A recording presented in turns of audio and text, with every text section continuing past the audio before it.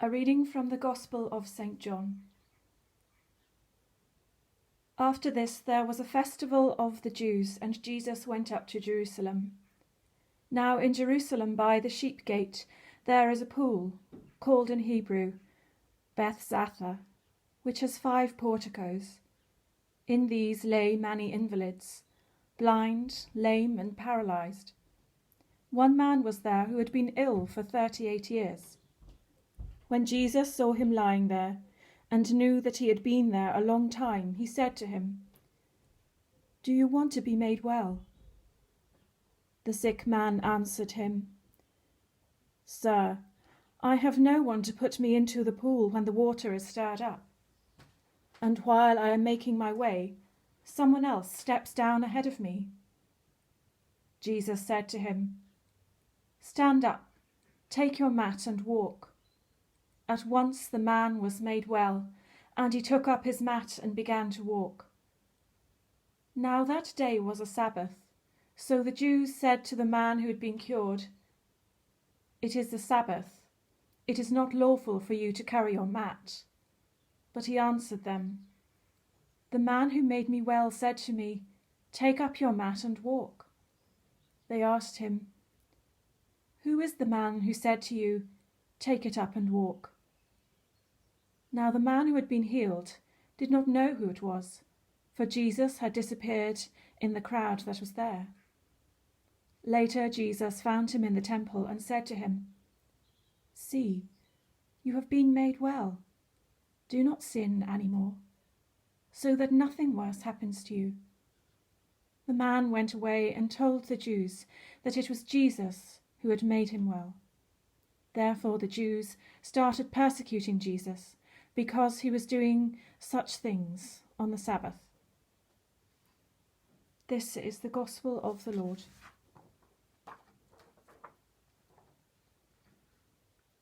When we read about biblical events like the one in today's Gospel story, we marvel at the wonder of them. But another thing we might try and do is look beyond the wonder at the inside meaning of this moment in Jesus' life and ministry.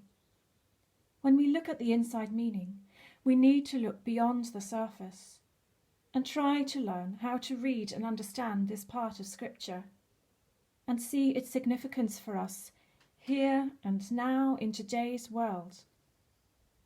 And part of that inside meaning is revealed in 2 short and simple words spoken by Jesus. Get up, or stand up in our version today. Get up, Jesus said to the sick man. The inside meaning for us is that God speaks through the person of Jesus to tell each and every one of us to get up and be a child of the resurrection. Get up and be part of this new life, this new creation.